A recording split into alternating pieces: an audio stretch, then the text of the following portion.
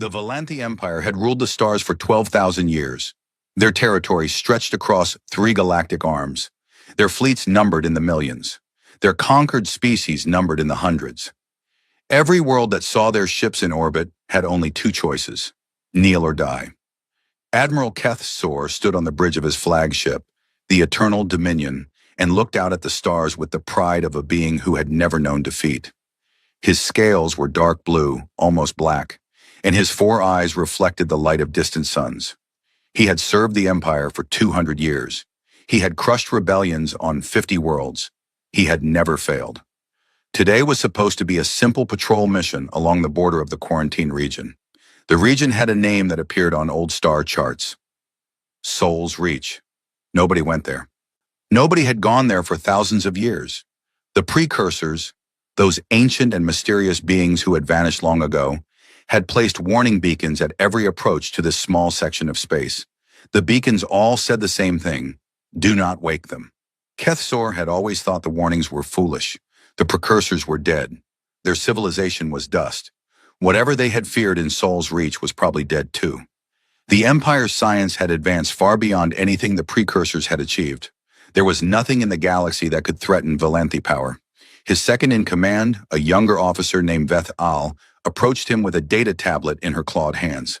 Her scales were lighter than his, a sign of her youth, and her movements showed the nervous energy of someone delivering unexpected news. "Admiral, we have recovered the probe," she said. Keth Sor turned to look at her. "The one that drifted across the border?" "Yes, Admiral, but there is something strange. The probe was not damaged by whatever is in Sol's Reach. It was returned to us."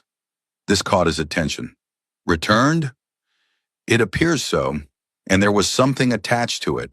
Our science teams are examining it now." Keth Sor followed her to the science bay. The probe sat on a metal table, surrounded by technicians who moved their scanning equipment over every surface. But it was not the probe that caught Keth Sor's eye. It was the object attached to it, a golden disc about the size of his palm, covered in strange markings, lines and symbols that meant nothing to him, images of creatures he had never seen, 2-legged beings with soft skin and flat faces. "What is this?" he asked, and the lead scientist, an elderly female named Korath, stepped forward.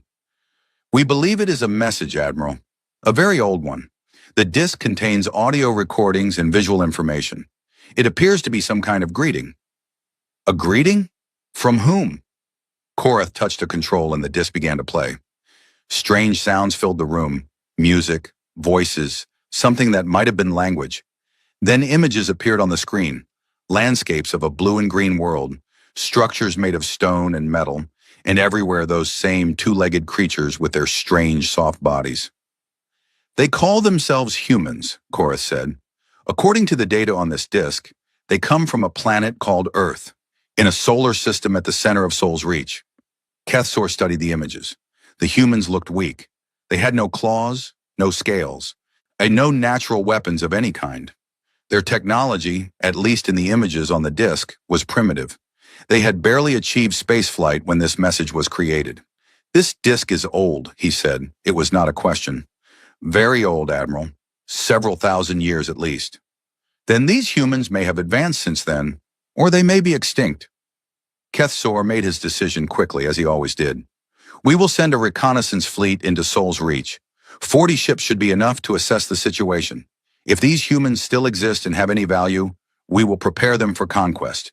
If they are worthless, we will note their location and move on." Veth Al stepped closer, her voice low. "Admiral, the precursor warnings—" "The precursors are dead," Keth Sor interrupted. "Their warnings mean nothing. The Empire does not hide from shadows and old stories. Prepare the reconnaissance fleet." The 40 ships crossed the border 3 days later. Keth Sor remained on the Eternal Dominion, which stayed just outside Sol's Reach to maintain communication with Imperial Command. The reconnaissance fleet was led by Captain Drethvor, a competent officer who had served under Keth Sor for decades. The first reports came back within hours. The fleet had encountered no resistance at the border.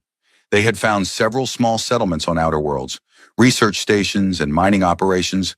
From what they could tell, the technology they observed was curious, more advanced than expected, but still clearly inferior to Valanthi standards. Continue to the central system, Kethsor ordered. Find this Earth. Assess its defenses. Understood. Our Admiral, Drethvor replied through the communication link. That was the last message Kethsor received from him. For 3 days there was nothing. No signals, no distress calls, no data transmissions. The 40 ships had simply gone silent. Kethsor sent probe after probe into Sol's Reach, but none returned with useful information. On the 4th day, a single transmission broke through the silence. It was not from Drethvor. The voice that came through the communication system was strange, softer than Valanthi speech, with unusual sounds and rhythms. But it spoke in Galactic Standard, the common language of the Empire's conquered territories. This is Commander Sarah Chen of the United Earth Defense Force. Your ships entered our territory without permission. They ignored our warnings to turn back. They refused our offers to negotiate. They fired on our vessels. Kethsor's claws tightened on the arms of his command chair. Your ships have been destroyed, the voice continued. Your crews have been taken prisoner. They will be treated according to the standards of civilized warfare, which is more than your empire has ever offered to others. The voice paused, and when it spoke again, there was something in it that Kethsor could not quite identify. Something cold. You were warned. The beacons told you not to come here. You ignored them. This is your one courtesy, your one chance to avoid what comes next. Leave this region. Do not return. Do not send more ships. Do not attempt to contact us again. Another pause. We have studied your empire. We know what you do to the species you conquer. We know about the slave worlds and the death camps and the extermination programs. We have decided that we want nothing to do with you. Stay away from us, and we will stay away from you. But if you come here again with warships and weapons, if you force us to defend ourselves a second time, the voice hardened, then you will learn why the precursors told you to let us sleep. The transmission ended. Kethsor sat in his command chair for a long moment, processing what he had heard. 40 ships destroyed.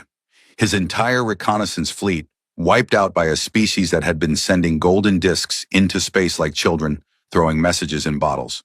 It was impossible. It was also clearly true. He opened a channel to Imperial High Command. The face of High Archon Veleth herself appeared on his screen. A rare honor. Even a sign of how seriously the Empire was taking the situation. She was ancient. Her scales faded to pale gray, but her 4 eyes still burned with the cold fire of absolute power. Admiral Kethsor, she said, report. He told her everything. The disc, the reconnaissance mission, the silence, the transmission.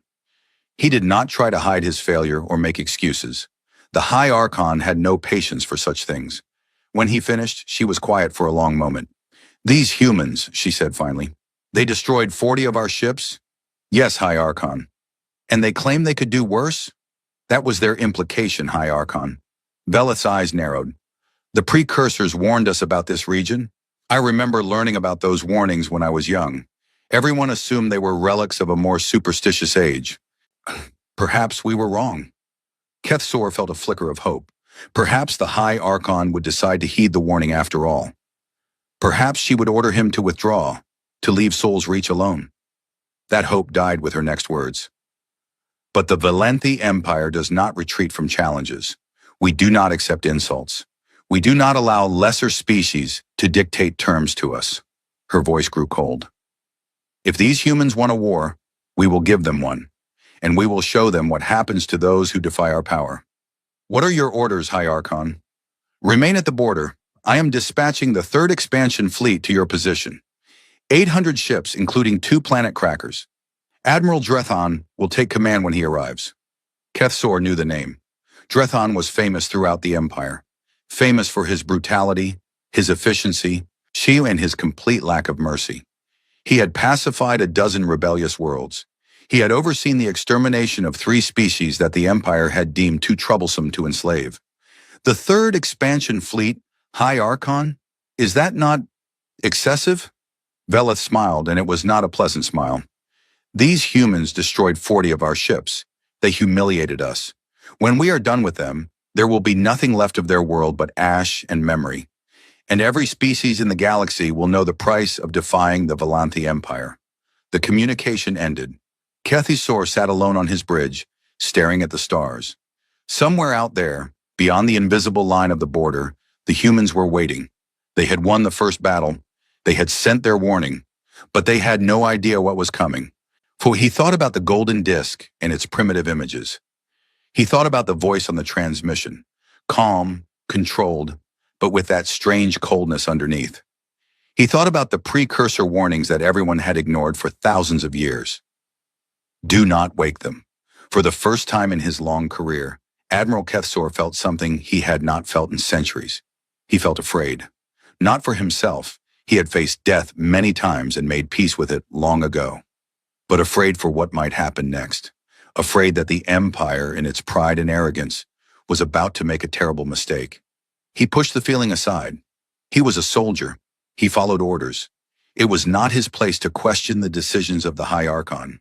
But late that night, alone in his quarters, he pulled up the recording of the human transmission and listened to it again. He studied the voice, trying to understand the beings who had spoken those words. "We have decided that we want nothing to do with you," the human had said. That was the part that bothered him most. Not the threat. He had heard many threats in his lifetime. But the tone of those words. The humans had not sounded angry. They had not sounded frightened. They had sounded tired. Like beings who had seen this situation before. Like beings who knew exactly how it would end. Like beings who were sorry for what they were about to do. Kethsor turned off the recording and stared at the ceiling of his quarters. The third expansion fleet would arrive in 2 weeks. 800 ships against one small system. It should be more than enough. It should be. But the precursors had been afraid of something in Sol's Reach. The precursors who had built wonders that the Empire still could not understand. The precursors who had vanished without a trace, leaving only their warnings behind. Do not wake them. Kethsor closed his eyes and tried to sleep. But sleep was a long time coming, and when it finally arrived, it was filled with dreams of fire and soft-skinned creatures who smiled sadly as they watched his world burn. The third expansion fleet was coming, and nothing would ever be the same again. Admiral Drethon arrived at the border of Sol's Reach with the confidence of a being who had never lost a battle. His flagship, the Wrath of Empire, was the largest vessel in the Valanthi fleet, a massive warship bristling with weapons that could crack planets and burn entire civilizations to ash. Behind it came 799 more ships, arranged in perfect formation, their engines filling space with the glow of unlimited power. He had studied the reports from Admiral Kethsor. 40 ships lost, a transmission from some human commander making threats. It was interesting, he admitted. A species that could destroy 40 Valanthi ships was not completely worthless. But 800 ships was a different matter entirely. Drethon had crushed rebellions with less. He had exterminated entire species with less. These humans, whatever tricks they had used against the reconnaissance fleet, would learn what it meant to face the full might of the Empire. Kethsor met him in the command chamber of the Wrath of Empire. The older admiral looked tired, Drethon noticed. There were shadows under his 4 eyes. Othrin and his movements lacked their usual precision. "You seem troubled, Kethsor," Drethon said. "Do you doubt our mission?" "I do not doubt our strength," Kethsor replied carefully, "but I have listened to the human transmission many times. There is something about these beings that concerns me." "Concerns you how?" "They did not sound like a species facing annihilation. They sounded like a species that has seen war before. Many wars.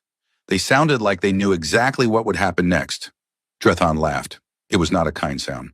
"Of course they have seen war. Every species has seen war, but they have not seen our war. They have not faced Valanthi fire. By the time we are finished with them, their world will be glass and their species will be a memory." He dismissed Kethsor and turned to his tactical display. The third expansion fleet began its advance into Sol's Reach. They encountered no resistance at first. The human settlements on the outer worlds had been abandoned. No people, no ships, no defenses. It was as if the entire population had simply vanished. "They are running," one of his officers said, "fleeing to their homeworld." "Let them," Drethon replied. "Let them gather in one place. It will make our work easier." The fleet moved deeper into human space. Days passed without contact. The silence began to bother some of the younger officers. But Drethon remained confident. He had seen this before. Inferior species hiding, hoping that their enemy would give up and leave. They never learned. The Empire never gave up. The Empire never left. On the seventh day, they reached Earth. It was a small world, Drethon noted. It's blue and green and white, covered in water and vegetation. From orbit, he could see the lights of cities on the night side. Millions of them. Billions of lives waiting to be extinguished or enslaved. The human defenses were laughable. A handful of orbital stations, easily destroyed. A few dozen ships, none larger than a light cruiser. Nothing that could stand against the Third Expansion Fleet. Drethon opened a communication channel on all frequencies. Standard Imperial protocol, offer surrender before attack. Not because he cared about their answer, but because the recording would be broadcast to every conquered species in the Empire. Let them see what happened to those who defied Volanthi power. People of Earth, he said, I am Admiral Drethon of the Volanthi Empire. Your existence has come to our attention. Trelaudian, and we have found you wanting. Your ships destroyed 40 of our vessels in an act of unprovoked aggression. This insult cannot go unanswered. He paused, letting the words sink in. You have two choices. Surrender unconditionally, and your people will become slaves of the Empire. You will work in our mines and factories. You will serve our needs, but you will live or resist, and we will turn your world to ash. Every city, every settlement, every trace of your civilization will be erased. You have 1 hour to decide. He closed the channel and waited. The response came in less than 5 minutes. A new face appeared on his screen. A human female with dark hair and tired eyes. She wore a simple uniform, gray and unadorned, and she looked at him with an expression he could not read. Admiral Drethon, she said, I am Secretary General Chen of the United Earth Government. I received your message. And your answer? Before I give it, I want to make sure you understand something. She leaned forward slightly. We did not attack your reconnaissance fleet. We warned them to leave. We told them very clearly that they were entering our territory and that we wanted to be left alone. They ignored us. They fired on our patrol ships. We defended ourselves. Drethon felt anger rising in his chest. You dare to lecture me about defense? You destroyed 40 Imperial ships. Yes, she said simply. We did. And we told your Admiral Kethsor exactly what would happen if you came back. We gave you a chance to walk away. We always give one chance. She paused and something changed in her expression. The tiredness was still there. But now there was something else underneath it. Something cold. It's important to us that we do, she continued, that we give that chance, that we try to avoid what comes next. Because we know what we are, Admiral. We know what we're capable of, and we don't like it. We spent a very long time learning to be better, learning to control ourselves, learning to choose peace instead of war. Her voice hardened. But we never forgot how to fight. And if you force us to, if you give us no other choice, then we will show you exactly why the precursors told the galaxy to let us sleep. Drethon laughed. Brave words from a species facing extinction? Your few ships cannot stop us. Your primitive weapons cannot harm us. In 1 hour I will give the order, and your world will burn. Secretary General Chen looked at him for a long moment, and then she sighed, a sound of infinite sadness. We're sorry for what comes next, she said.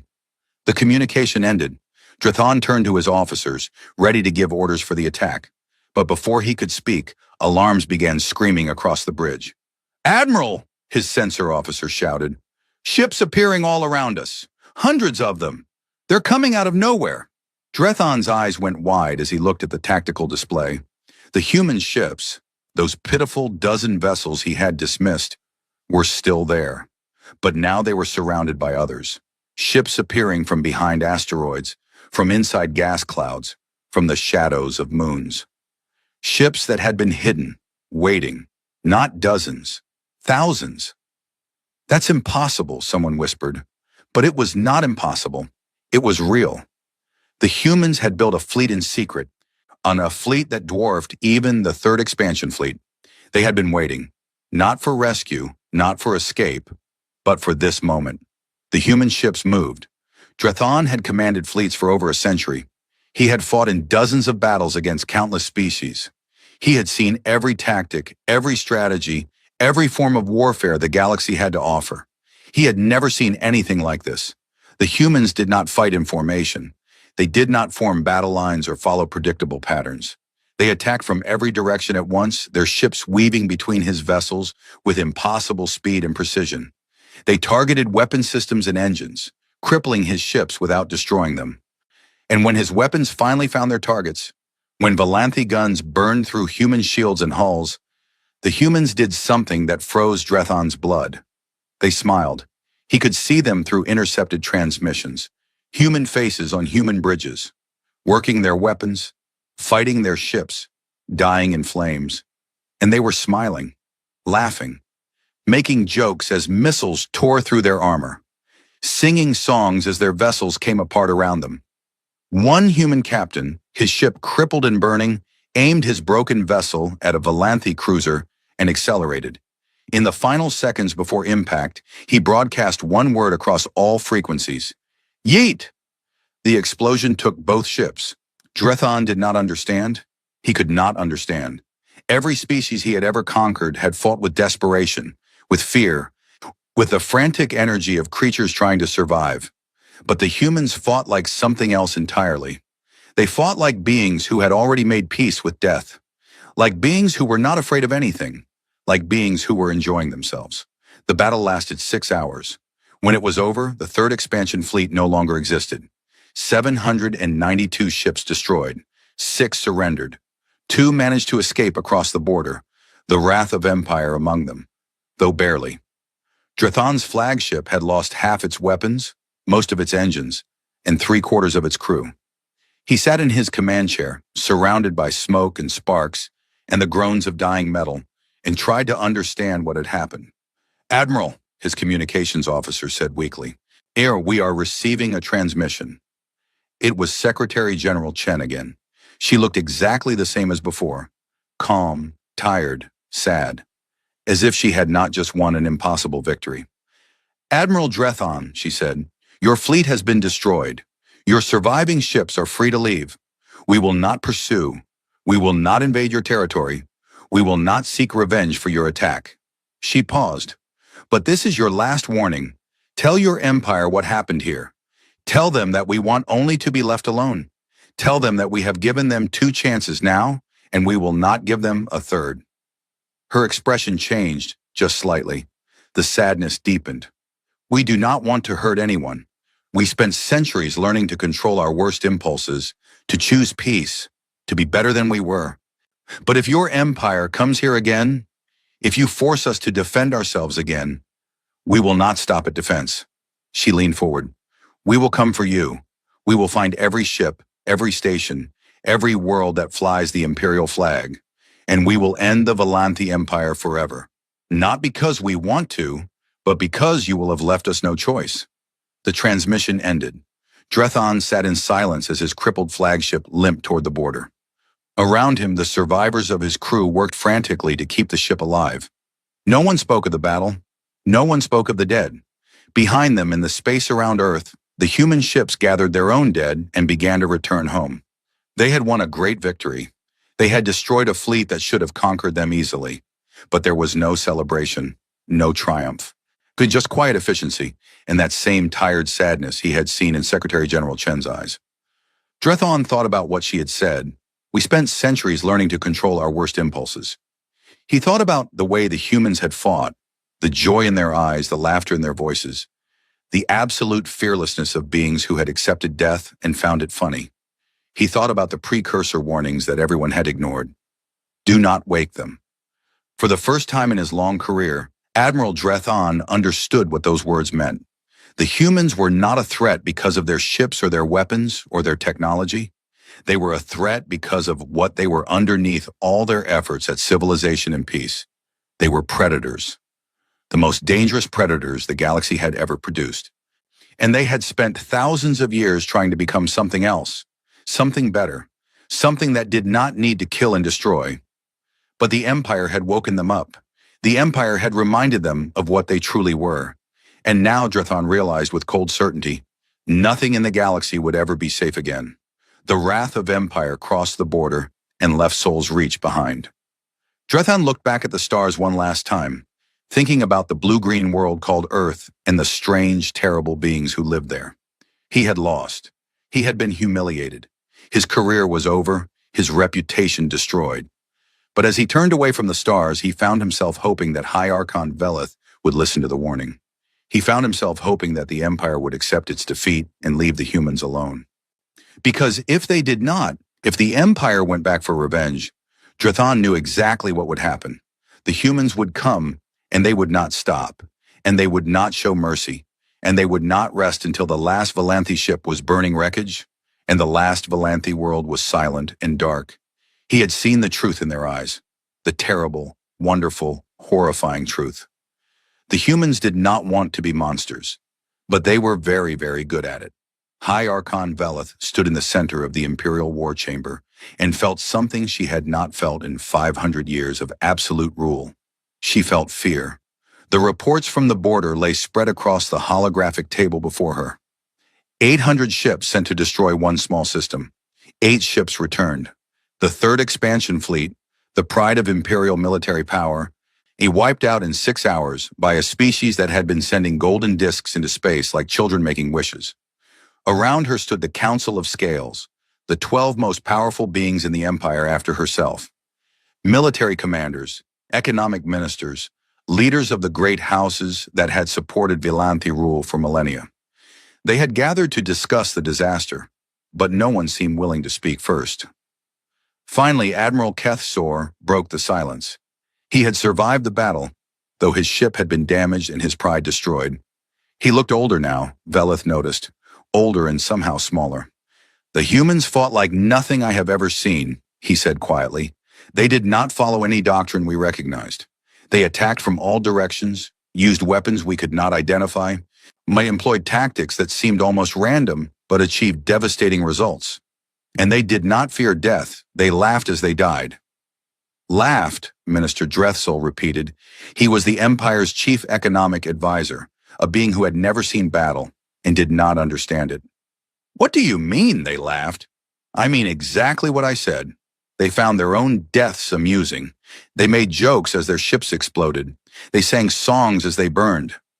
Kethzer shook his head slowly. "I have fought many species in my career. I have seen courage and cowardice, desperation and despair. But I have never seen anything like this. The humans were not fighting to survive. They were fighting because they wanted to fight." Silence fell over the chamber again. High Archon Veleth turned to her intelligence chief, a cold-blooded female named Koreth Val, who had spent her entire career gathering secrets and studying enemies. "What do we know about these humans? Where did they come from? Why did the precursors quarantine them?" Koreth Val stepped forward, her movements careful and precise. "I have spent the past 3 weeks searching every archive in the Empire, High Archon.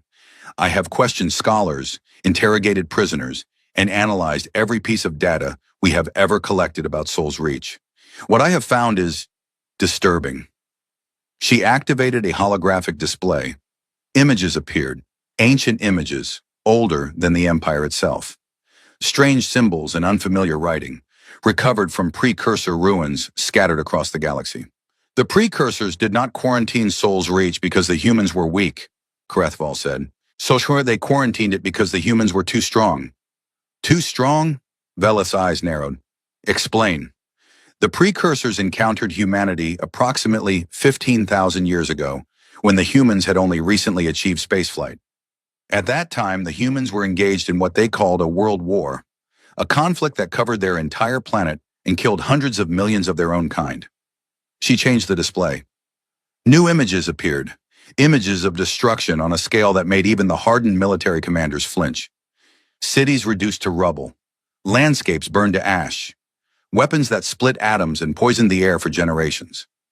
"The humans did this to themselves," Koreth Val continued, "not once, but many times throughout their history. They are a species that has spent most of their existence fighting each other, and they have developed weapons of mass destruction, perfected the arts of torture and genocide, and invented new methods of killing faster than any other species we have ever studied." She paused, letting the implications sink in. But here is what truly frightened the precursors. When the humans realized what they were capable of, they tried to stop. They looked at their own history, saw the horror they had created, and decided they did not want to be that way anymore. They built international organizations to prevent war. They created laws against weapons of mass destruction. They taught their children about peace and cooperation. Veleth frowned. If they wanted peace, why did they attack our ships? They did not want peace at any cost, High Archon. They wanted peace with dignity. They wanted to be left alone to work on themselves, accurate to become better than they were. The precursors understood this and offered them a deal. She displayed a new image, an ancient document written in a language the Empire's scholars had worked decades to decode. The humans would remain in Sol's reach. They would not expand beyond their borders. They would focus on internal development and self-improvement. In exchange, the precursors would place warning beacons around their territory. No one would disturb them. And if someone did disturb them, Veleth asked. Karethval's expression grew even colder. Then the humans were free to defend themselves by any means necessary. The precursors called it the Sleeping Giant Protocol. The humans were the giant, a species of immense power and terrible potential, choosing to sleep rather than conquer. But if anyone woke them up, she did not need to finish the sentence. High Archon Veleth stood in silence for a long moment, processing this information. The humans were not just another species to be conquered. They were something far more dangerous, a species that had chosen peace not because they were weak, but because they knew exactly how strong they were, and the Empire had forced them to remember. What else have you learned? She demanded. I have made contact with several species that encountered humans before the quarantine, Karethval said. Their stories are consistent. Every species that threatened humanity was destroyed. Not conquered, not enslaved, destroyed. The humans did not stop until their enemies were completely eliminated, and then they went back to their peaceful lives as if nothing had happened. She paused. There is one account that stands out. A species called the Krathvol attacked a human colony approximately 8,000 years ago. They were a warrior race much like us, powerful, aggressive, confident in their strength. The humans warned them to leave. The Krathvol refused. What happened? The Krathvol no longer exist. The humans hunted them across 3 star systems. They found every ship, every station, every settlement. They killed every adult and took the children to raise as their own. The entire species was erased from the galaxy in less than 2 years. The chamber was silent. And then, Karethval continued, the humans returned to Sol's Reach and went back to their quiet lives. They built schools and hospitals. They wrote poetry and made music. They raised families and grew old and died in peace, as if they had not just committed genocide against a species that threatened them. Admiral Kethsor spoke again, his voice barely above a whisper. I captured a human officer during the battle, a woman named Commander Torres. Before she was rescued by her own forces, I had a chance to question her. And, Veleth demanded, I asked her how they could be so brutal in war and so gentle in peace, how they could kill without mercy and then return home to lives of compassion and love. Kethsor met Veleth's eyes. She said something I will never forget. He took a breath. She said, we know what we are. We're the monsters of our own history. We spent centuries trying to be better, and we got pretty good at it. But we never forgot the monster. We just learned when to let it out. The words hung in the air like a death sentence.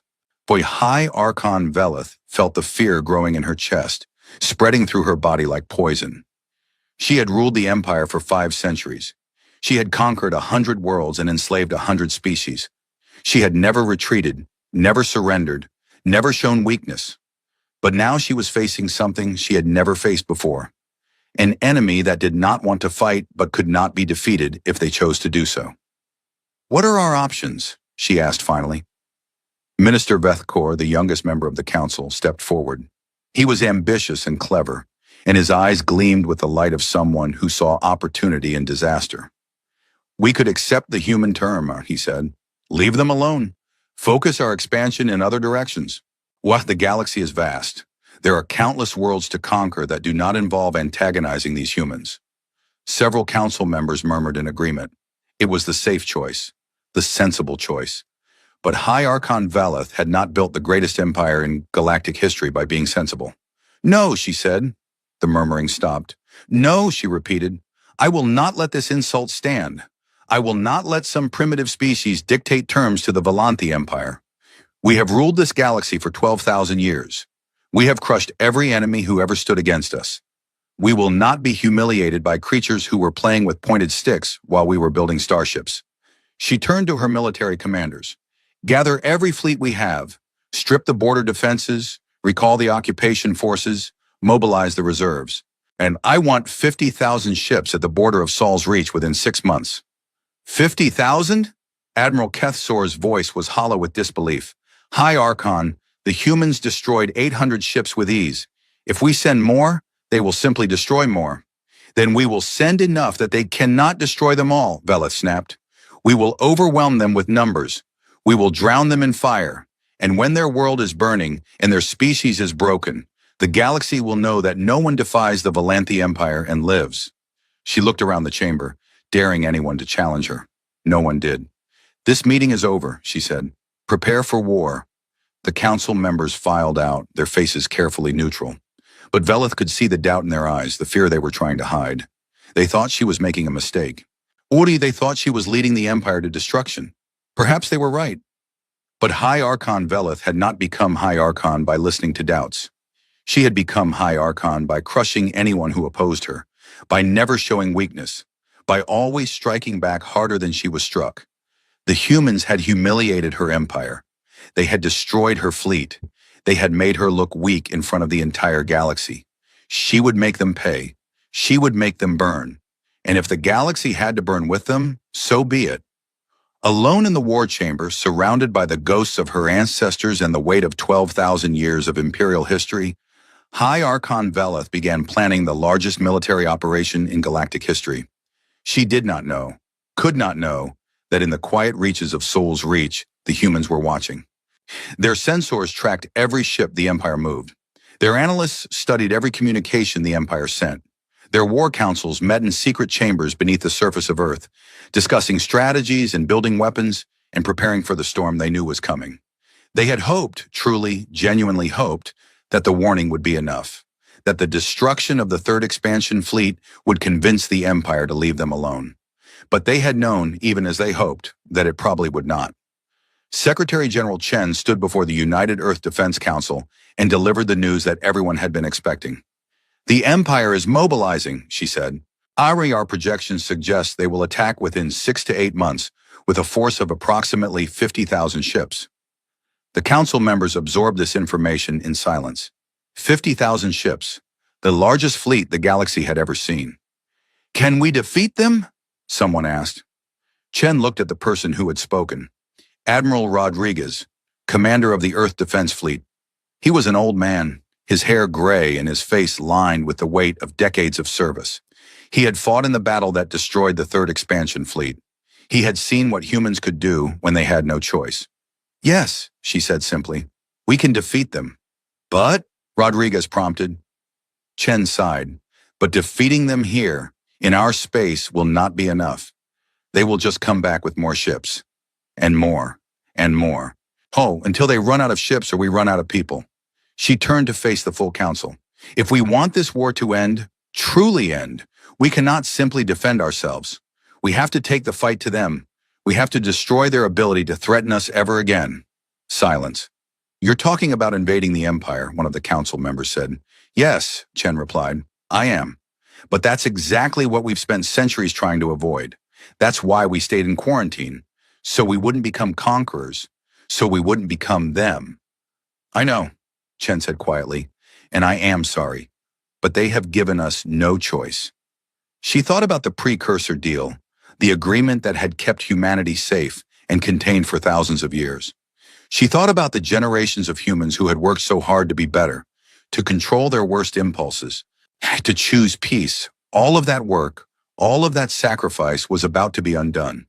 Because the Empire had ignored the warnings, because the Empire had woken the sleeping giant, and now nothing in the galaxy would ever be the same again. Begin mobilization, Secretary General Chen ordered. Full war footing, everything we have. She looked out the window at the blue sky of Earth, at the world she had sworn to protect. We gave them every chance, she said softly. We tried so hard. She closed her eyes. God forgive us for what we're about to do. The war began on a Tuesday. Admiral Rodriguez had always thought it was strange that such an ordinary day would mark the beginning of the end of the largest empire in galactic history. But wars, he had learned, did not care about symbolism. They came when they came. When you either met them or you died. The Imperial fleet arrived at the border of Sol's Reach exactly 6 months after High Archon Veleth had given her orders. 52,000 ships, arranged in formations that stretched across light years of space.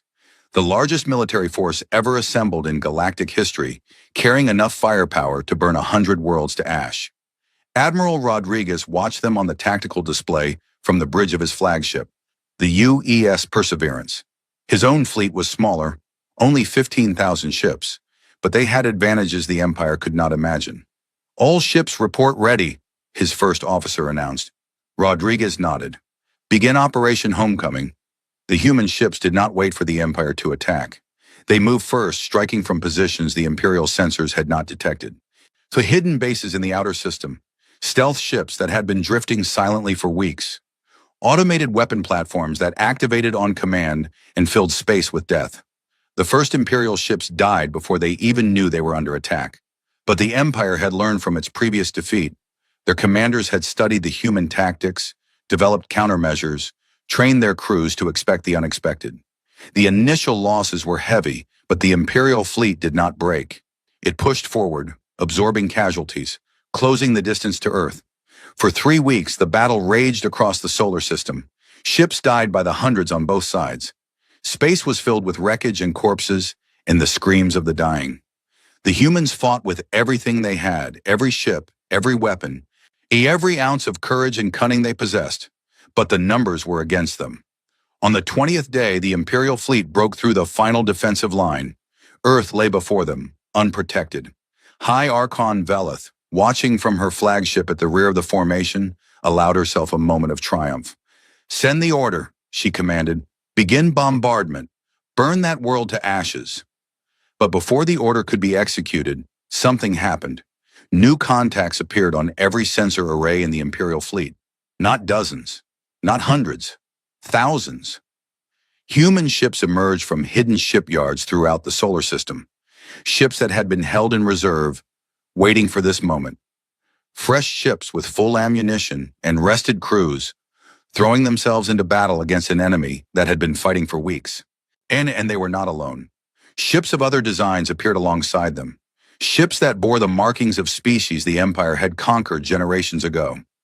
The Vorth, with their crystalline vessels, the Kenari, with their living ships that swam through space like great beasts, the Teloth, the Yenari, the Drethkai, a dozen species that had been enslaved by the Empire, now flying alongside the humans. Admiral Kethsor, watching from his position near the High Archon's flagship, felt his heart freeze in his chest. "Where did they come from?" he whispered. The answer came through intercepted communications. While the main human fleet had been fighting in Sol's Reach, other human ships had been very busy. They had slipped past the depleted Imperial border defenses. They had visited the slave worlds and the conquered territories. They had delivered a simple message to every oppressed species in the Empire. "Fight with us, and we will free you. Stay neutral, and we will free you anyway. Fight against us, and we will still free you, but it will take longer." The conquered species had made their choice. High Archon Veleth watched her tactical display fill with enemy markers and felt something she had never felt before in her 5 centuries of rule. She felt defeat. The combined human and allied fleet swept through the Imperial formation like fire through dry grass. Ships that had been fighting for weeks, crews that were exhausted and demoralized, found themselves facing fresh enemies with everything to fight for. The Imperial fleet broke. It did not retreat in good order. It did not make a strategic withdrawal. It broke, ships scattering in every direction. Horde crews abandoning their posts, commanders fleeing for their lives. The greatest military force in galactic history dissolved into chaos in less than 12 hours. High Archon Veleth's flagship escaped. Barely. She made it across the border with a handful of other ships, leaving the wreckage of her dreams burning in the darkness behind her. But the humans did not stop at the border. They followed. In the weeks that came after, the galaxy learned what it truly meant to fight humanity. The humans did not just defend their territory, they attacked. Their ships appeared at Imperial outposts and stations, destroying military targets and then moving on. They struck at supply lines and communication nodes, crippling the Empire's ability to coordinate its remaining forces. But what truly surprised the galaxy, what surprised the Empire most of all, was what the humans did when they won. They did not glass the conquered worlds. They did not enslave the populations. They did not build death camps or force the defeated to kneel before new masters. Instead, they helped. On world after world, human ships arrived carrying food and medicine, engineers and doctors. They freed the slaves, rebuilt the infrastructure, taught the conquered peoples how to defend themselves. They offered membership in a new alliance, not an empire, but a partnership of equals. And they apologized. Admiral Rodriguez stood on the surface of Vorth Prime, the first major imperial world to fall to the human advance. Around him, Vorth civilians watched with confused eyes as human soldiers distributed supplies and treated the wounded, including wounded imperial soldiers. A Vorth elder approached him, her crystalline body reflecting the light of her world's twin suns. "We do not understand," she said. "You have conquered us. Why do you help us?" Rodriguez looked at her for a long moment before answering. "We have not conquered you," he said. "We have freed you. The Empire conquered you. We are just undoing what they did. But you could take our resources. You could make us work for you. You could do what the Empire did." "Yes," Rodriguez agreed. "We could. We have the power. We have the ships. We have the weapons." He paused. "But that is not who we want to be." The elder studied him with her strange, faceted eyes. "And then who do you want to be?" Rodriguez thought about the question. He thought about human history, the wars and genocides, the cruelty and brutality that had marked their species for millennia. He thought about the long centuries of trying to be better, to control their worst impulses, to choose peace and cooperation over violence and domination. He thought about how hard that work had been and how easily the Empire had undone it. "We want to be the people who could destroy you but choose not to," he said finally. "We want to be the people who have power and use it to help instead of hurt. We spent a very long time learning to be those people. We are not perfect. We still make mistakes. But we try." He looked up at the alien sky, at the stars that were now filled with human ships. "The Empire gave us no choice but to fight. But we can choose how we fight. We can choose what we do with victory. We can choose to be better than the ones we defeated." The Vorth elder was silent for a long time. "The Empire told us that all species are the same," she said at last, "that strength is the only virtue and conquest is the only purpose, that the strong take and the weak suffer." "They were wrong," Rodriguez said. "Yes," the elder agreed slowly. "I am beginning to see that." The human advance continued. World after world fell to the combined human and allied forces. The Empire's remaining fleets were hunted down and destroyed or captured. Imperial governors fled or surrendered. The structure that had held the galaxy in chains for 12,000 years was crumbling. But as the victories mounted, something strange began to happen. The subject species of the Empire, those hundreds of worlds and billions of beings who had lived under Volanthi rule for generations, began to rise up. Rebellions sparked on a dozen planets, then 100, then more. Species that had been too afraid to fight for themselves found courage in the human example. And everywhere, the same message spread. The humans are coming. The humans will free us. The humans will help us build something better. On Earth, Secretary General Chen watched the reports with a mixture of pride and sorrow. Pride in what her species was accomplishing. Sorrow for all the death and destruction that had been necessary to accomplish it. Admiral Rodriguez appeared on her screen, his face tired but determined. "The Empire is collapsing faster than we projected," he reported. "Their subject species are revolting everywhere. Their fleets are deserting or surrendering. The High Archon has retreated to the core worlds with what remains of her loyal forces. How long until we reach her? At the current rate? 3 months, maybe less." Chen nodded slowly. "And the casualties?" Rodriguez's expression darkened. "High on both sides. We have lost 47,000 personnel so far. The Empire has lost millions. The subject species have lost even more. The Empire is taking out their anger on anyone they can reach." "We need to end this quickly," Chen said. "Every day this war continues, more people die." "I know. We are moving as fast as we can." He paused and something in his expression changed. Secretary General, there is something else. Something you should see. He sent her a file, a recording from one of the human ships operating deep in Imperial space. Chen opened it and watched. The recording showed a group of human soldiers entering an Imperial prison facility. The cells were full of beings from a dozen different species, political prisoners, resistance fighters, anyone who had dared to speak against Valanthi rule. Many of them were dying. Many of them were already dead. The humans worked quickly, breaking open cells, treating the wounded, carrying the survivors to safety. One soldier, a young woman with a medic's insignia, stopped beside an elderly alien who was too weak to walk. She knelt down, spoke to him in his own language, and lifted him carefully in her arms. The alien looked at her with eyes that had seen too much suffering. "Why?" he asked weakly. "Why help me? I am nobody." The young medic smiled at him. "Nobody is nobody," she said. "Everyone matters." And that is the whole point. Chen watched the recording end, and she felt tears on her cheeks. This was why they were fighting, not for territory or resources or power, but for moments like this, for the chance to help those who could not help themselves, for the opportunity to prove that strength could be used for kindness instead of cruelty.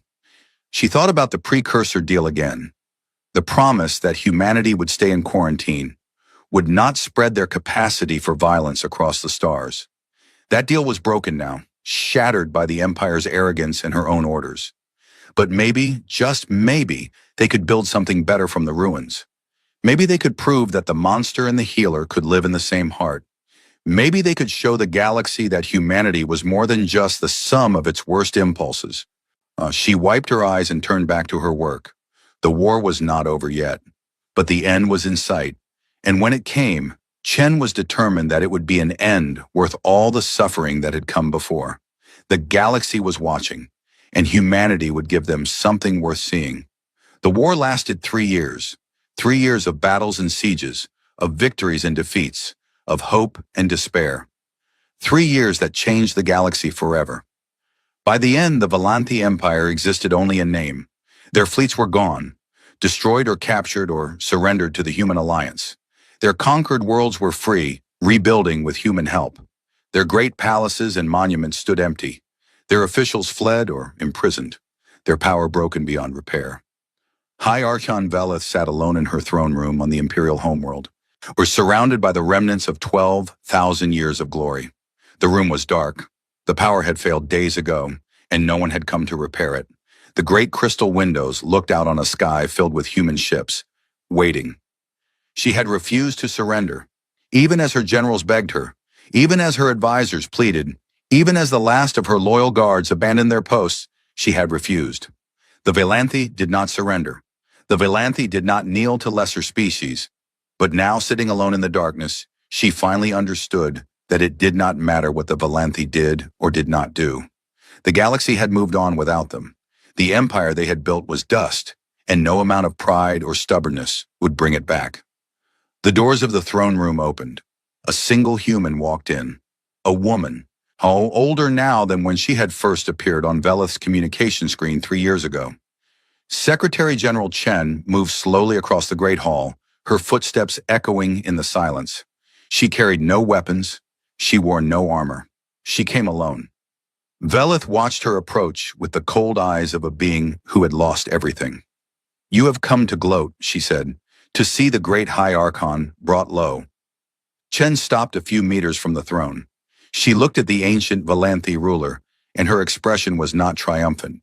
It was sad. "No," she said, "I have come to offer you terms." "Terms?" Velith laughed bitterly. "What terms can you offer?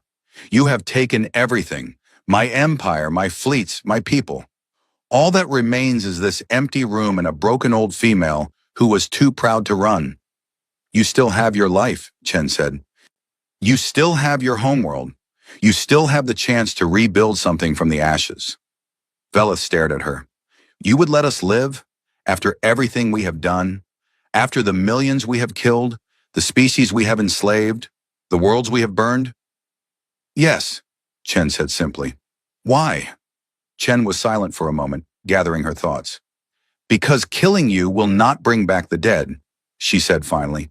Because revenge will not heal the wounds your empire has caused. Because we have spent 3 years destroying things, and we are tired of destruction. She took a step closer. We are offering you the same terms we have offered every other species we have defeated. War crimes tribunals for those responsible for the worst atrocities, reparations to the peoples you have harmed, a complete and permanent disarmament of your remaining military forces. In exchange, the Valanthi people will be allowed to remain on their homeworld, to rebuild their society, to live in peace. As prisoners, Veleth said, as a conquered species, as free beings who have chosen to put down their weapons and join a galaxy that does not want war anymore. Veleth laughed again, but there was no humor in it. You think the galaxy will ever be at peace? You think you can change 12,000 years of history with kind words and good intentions? Other empires will rise. Other conquerors will come. And when they do, they will find your precious alliance weak and divided, ripe for conquest. Maybe, Chen admitted. Maybe you're right. Maybe peace is just a dream that will never come true. But we have to try. We have to believe that things can be better, that beings can learn from their mistakes, that the cycle of violence can be broken. She looked directly into Veleth's 4 cold eyes. We learned that lesson ourselves, you know. Humanity spent most of our history fighting and killing and destroying ourselves. We came very close to extinction more than once. But we survived, and we learned, and we tried to be better. We are not perfect.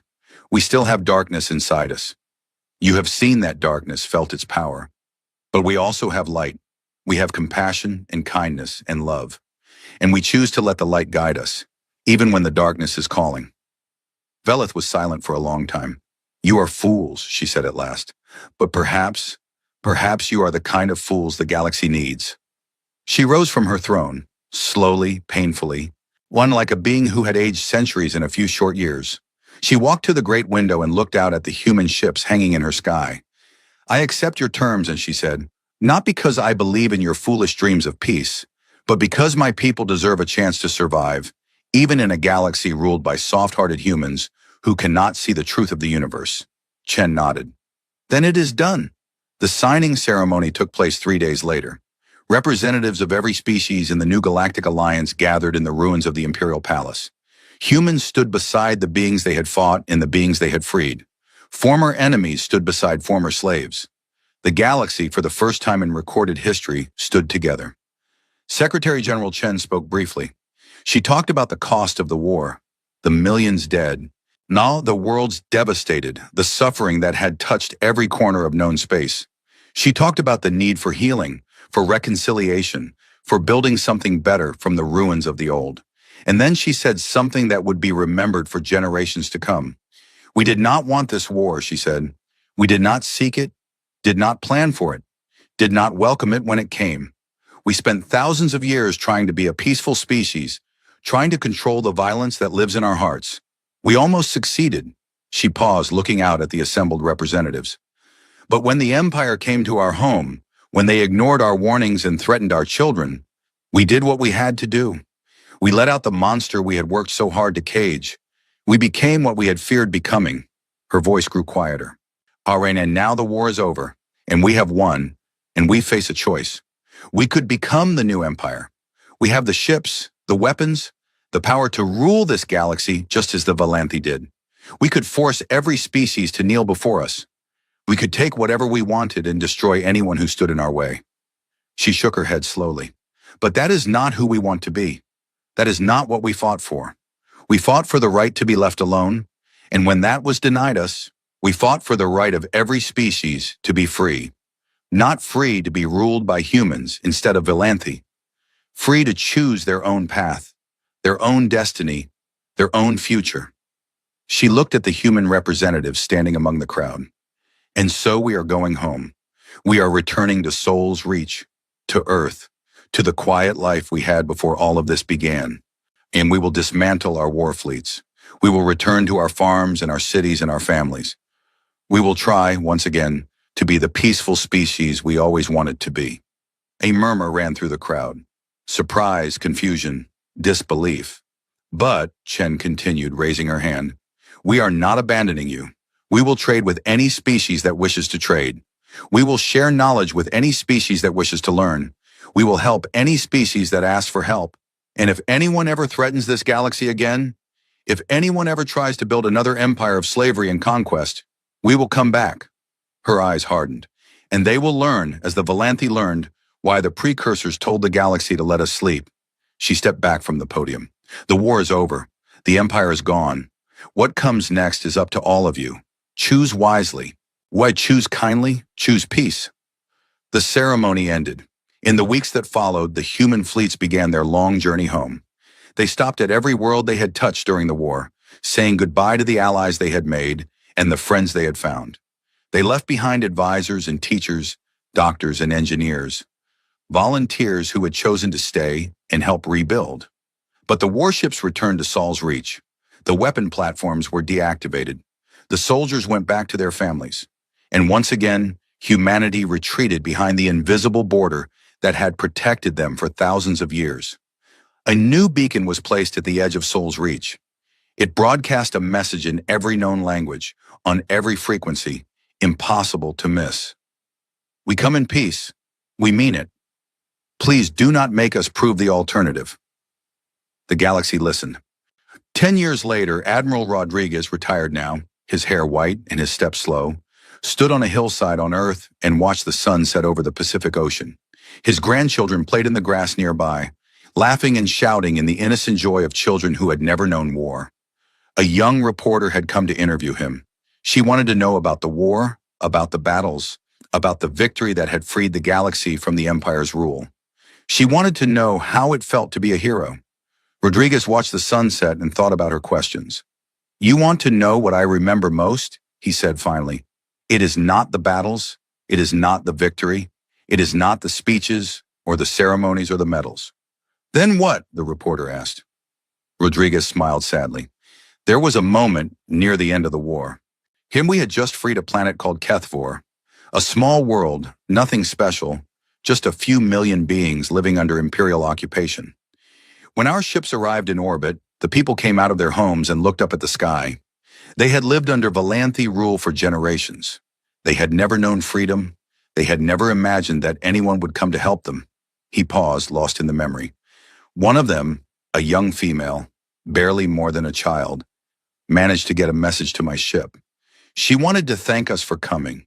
She wanted to know why we had risked our lives for strangers on a world far from home." His eyes glistened. "I did not have a good answer for her.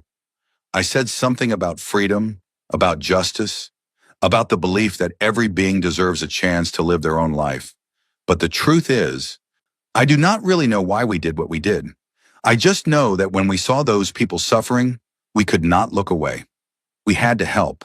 It was not a choice. It was just who we are." The reporter was silent, writing in her notebook. "The galaxy calls us heroes," Rodriguez continued. "They tell stories about the great human warriors who defeated the Empire and freed the stars. But we are not heroes.